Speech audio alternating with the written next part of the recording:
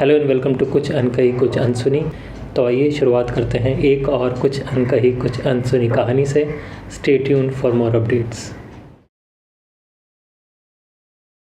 बताया कि आप आर्टिलरी रेजिमेंट से थे, तो आर्टिलरी में कि एक कर्नल ऑफ रेजिमेंट का भी कॉन्सेप्ट है। तो ये मुझे तब पता चला था जब मैंने CDS बिपिन रावत का, जनरल बिपिन रावत का न्यूज़पेपर में फ़ोटो देखा था। उन्होंने रैंक तो कर्नल वाला लगाया हुआ था, बट जो कॉलर डॉग्स लगाया था वो जनरल वाले थे। तो ये कॉन्सेप्ट क्या होता है आर्मी में? देखें कि इन्फेंट्री रेजिमेंट्स और armoured regiments colonel of the regiment कहलाते हैं, और आर्टिलरी, इंजीनियर, सिग्नल, बाकी सब लॉजिस्टिक सर्विसेज कर्नल कमांडेंट कहलाते हैं। रोल दोनों के सेम है। अभी पुराने ज़माने में जब अपनी आर्मी की ऑर्गेनाइजेशन थी, तो एक जो पलटन का कमांडर होता था, यूनिट कमांडर, कमांडिंग ऑफिसर, वो एक सबसे सुप्रीम गिना जाता था। He was the king, he was the father, he was called the old man by the officers. तो उसको मद्दे में रखते हुए, और जो हमारे ये सेंटर्स थे, ट्रेनिंग सेंटर्स, उसका कमांड था कर्नल का, फुल कर्नल होते थे। तो since he was heading the centre as a colonel, so it was felt कि he is the ultimate in the alma matter. सो जब ट्रेडिशन रही कि जब उधर आप विज़िट कर रहे हो अपने एल्मा मैटर को, बेशक आप आर्मी चीफ भी हो, आप कर्नल का रैंक डालते हो, पर कॉलर डॉग्स वही रहते हैं जो आपके हैं, कि दोनों साइड कवर हो जाती हैं।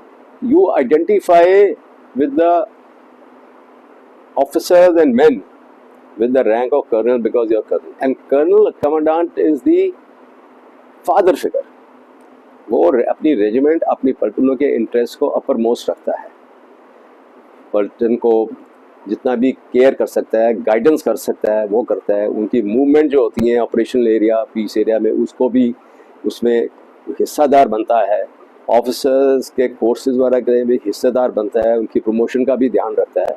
सो colonel commandant, colonel of the regiment जो कहलाते हैं, वो एक बड़ा उनका मेजर रोल है for the high morale of their organisation which they are heading as colonel of the regiment. Artillery का जहाँ तक सवाल है, हमारे पास 8 कर्नल कमांडेंट्स हैं, और जो सीनियर मोस्ट होता है उनमें से, वो सीनियर कर्नल कमांडेंट कहलाया जाता है।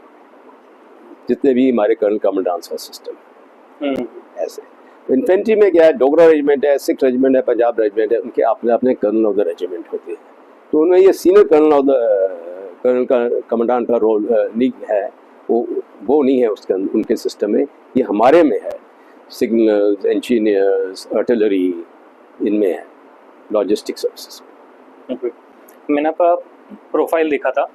मैंने जनरली जो सर्विस देखी है लोगों की होती है 30-31 साल, 32 साल, 35 साल, बट आपके था नियरली 50 ईयर्स। 50 ईयर्स कैसे? नहीं, 50 ईयर्स आई थिंक मेरा आप वो गैदर कर रहे हो RAMC को काउंट करके। हाँ, नहीं तो मेरी about less than 38 years service as a uniformed officer, and 9 years you can say it started from entry into RAMC in July 1961 till I got commissioned in 1970 December.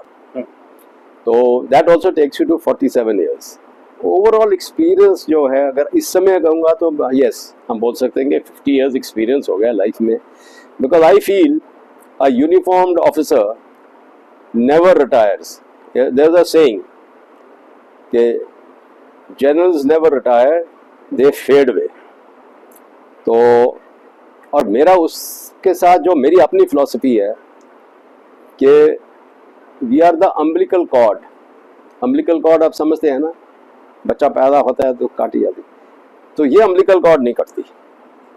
ये जो हमारी एसोसिएशन है हमारी पलटन के साथ, हमारी जैसे आर्टिलरी है या जो भी है, या पूरी फौज, हम उसको एक बहुत ही अपने क्लोज टू हार्ट जिसको बोलते हैं ना, उससे अपनाते हैं।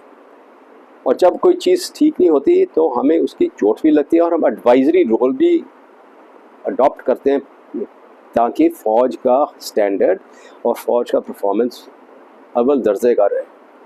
और आपने देखा होगा कि रिटायर्ड ऑफिसर्स का रोल बहुत ही अव्वल दर्जे का रहा है इस लिहाज में। मैं आपको एग्जांपल दे देता हूँ। OROP में एजिटेशन हुई, OROP आई, काफ़ी हद तक आई, कुछ सिस्टम हैं, ग्रीवियंस हैं, सरकार एक दिन ज़रूर उसको मैं उम्मीद करता हूँ पूरा करेंगे। बट जब वेटरन्स ने वो किया, उन्होंने अपनी फौज को डिस्टर्ब नहीं किया इसमें। उसके अंदर जब वेटरन्स हैं, हम जो कहलाते हैं रिटायर्ड ऑफिसर्स, खास करके बहुत मेजर रोल है, हम अपने आप को ब्रिज समझते हैं between the current army, the serving lot and the government and the people of the country. और ये बड़ा यूनिक रोल है हमारा। एंड 99% मैं बोलूँगा कि the armed forces officers were retired, they are having the same philosophy what I am expressing to you, because we are part and parcel of Union of India। आज भारत कहलाते हैं हम बहुत प्राउड हैं तिरंगा के। We want our flag to fly high, so that is the foremost supreme factor for us। Country first, army, armed forces next, and we still call ourselves last। That is it। हर एक regiment का अपना culture tradition मैंने सुना है, तो artillery का कोई specific culture या ट्रेडिशन है? यस, देखो कस्टम्स और ट्रेडिशन जो होते हैं, एक तो आर्मी के होते हैं, वो तो कॉमन फैक्टर रहता है। दूसरा है कि जो कस्टम्स हैं, अभी आर्टिलरी का जो कलर्स है ना, कईयों के कलर्स फ्लैग होते हैं, कईयों के कुछ और होते हैं। हमारा कलर है गन इज आवर कलर। जो आर्टिलरी का गन का, जिसको हम तोप बोलते हैं, that is our colour. So when the guns are going past, we salute them. अच्छा, दूसरा मैं बताऊंगा कि what is the weapon of artillery. तो आपको 9/10, 9 से 10 में से 9 जने बोलेंगे गन। हमारा वेपन है शेल, गोला। हाँ, ये कलावत नहीं है, बट ये एक्चुअल है। आप आर्टिलरी की लड़ाई देख रहे हैं, इस समय सबसे ज्यादा एक्टिव लड़ाई आर्टिलरी की कहाँ हो रही है? यूक्रेन रशियन फ्रंट में हो रही है। जब एम्यूनिशन खत्म हो गई तो तोपों का क्या हाल है? उनको आप ड्राइंग रूम पीस या म्यूजियम के अंदर रख सकते हो। अगर एम्यूनिशन नहीं है तो आपका वेपन नहीं है। तो you can say custom tradition या specific to our performance of the role which we are to adopt. बाकी हमारे पास है ना कि कई इन्फेंट्री रेजिमेंट्स और आर्मर्ड कोर के रेजिमेंट्स, ऑफिसर्स मेस के अंदर जब जाते हैं ऑफिसर्स तो बेल्ट उतारते हैं। Artillery doesn't follow that. पुराने ज़माने में आर्टिलरी में ये भी था, ऑफिसर्स में से जब फंक्शन होता था, ऑफिसर पोस्टिंग पे जा रहा है तो जो स्पीच देता था वो डाइनिंग टेबल के ऊपर खड़ा होकर देता था, बाकी सब कुर्सी पे बैठे हुए थे। और इसकी फोटोग्राफ्स है हमारी हिस्ट्री के अंदर। हमारी ये यूनिक है ना। आपने पूछा कि रेजिमेंट्स वगैरह, तो मुझे इसमें वो फ्लैशबैक आ रहा है कि क्या होता था। अब देखो यार, टेबल के ऊपर खड़ा होकर बोल रहा है what sort of person is he, but that was a custom which we had adopted.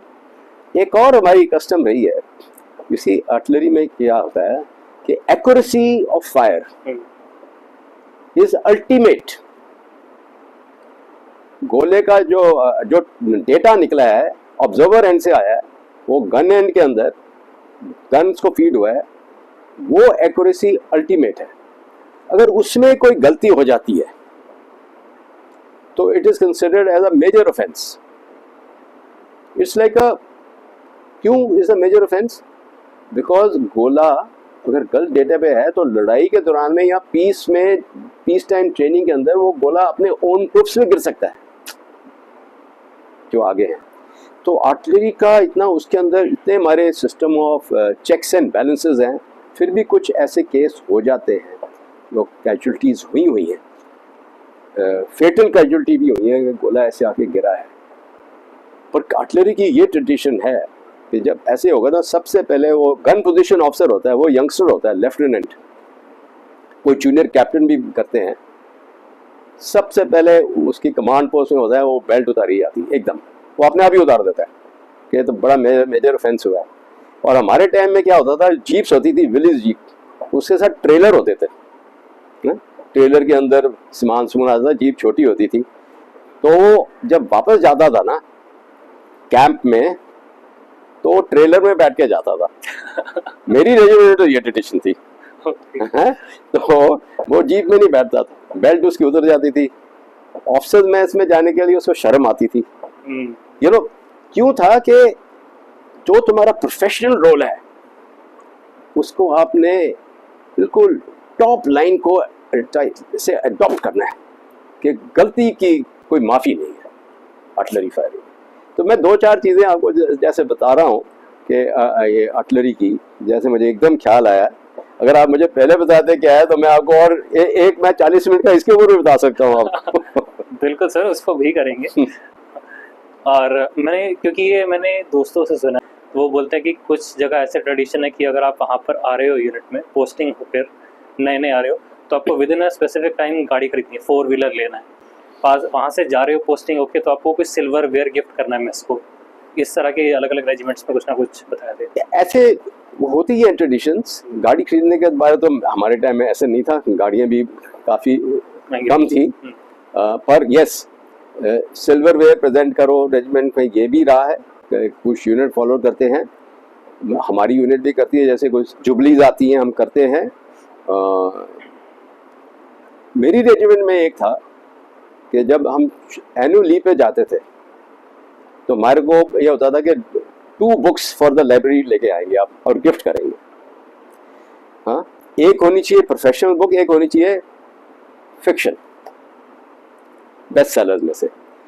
तो क्या होता था कि यूनिट की library was a very rich library, you know, you had very good books. और मैं समझता हूँ ये नहीं था कि पैसे नहीं थे फंड्स में खरीदने के लिए, बट जब इंसान खरीदता है ना तो वो किताब छुट्टी में गया ना पढ़ के आएगा या यूनिट में आगे पढ़ेगा। So it was promoting this good tradition in my regiment, my unit, which is 10 field regiment, and we call ourselves Tenor. It's a border scout, old border scout batteries which were amalgamated in 1954. 1954 raising है मेरी regiment. तो ये हमारी एक बहुत ही अव्वल दर्जे की ट्रेडिशन थी, which helped us to read and advance in our intellectual faculties, both professional and other reading.